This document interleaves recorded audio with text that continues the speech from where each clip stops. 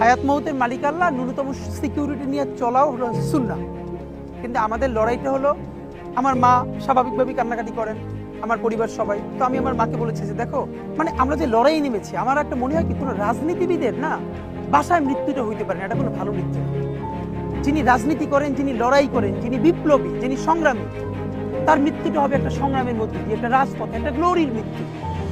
আমি তো ভীষণভাবে প্রত্যাশা করি, আমি ছোটবেলা থেকে এই স্বপ্নটা দেখি, অনেক জায়গায় বলেছি, একটা তুমুল মিছিল হচ্ছে অন্যায়ের বিরুদ্ধে, সেই মিছিলের সামনে আমি আছি, কোনো একটা বুলেট এসে আমার বুকটা হয়তো বিদ্ধ করে দিয়েছে, এবং সেই মিছিলে আমি হাসতে হাসতে আমি শহীদ হয়ে গেছি।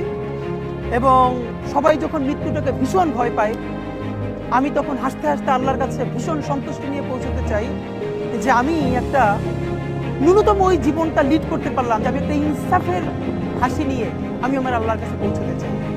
সুতরাং আগামী 50 বছর বাঁচলাম, কোনো ইম্প্যাক্ট তৈরি হলো না আমারে দিয়ে, দেশের জন্য, রাষ্ট্রের জন্য, উম্মার জন্য, জাতির জন্য।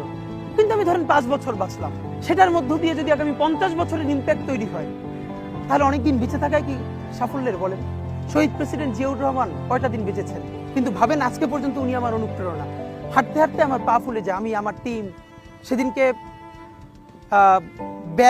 ব্যাগের মধ্যে জুতো নিয়ে তারপরে একটা শপিং মলে ঘুরছিলাম, মানে পা ফুলে গেছে, পা জুতোয় ঢুকাতে পারছিলাম না।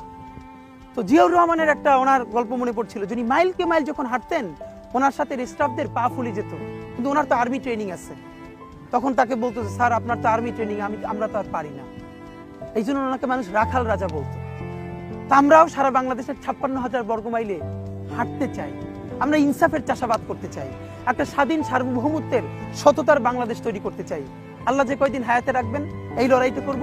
যেদিন নিয়ে যাবেন, আমি স্বপ্ন দেখে যেতে চাই, আমি আমাদের এমন টিম, আমি আমার সন্তানকে রেখে যেতে চাই, আমার মৃত্যুর পরে যেন এই লড়াই বন্ধ না হয়, এই লড়াই যেন বাংলাদেশে কিয়ামত পর্যন্ত জারি।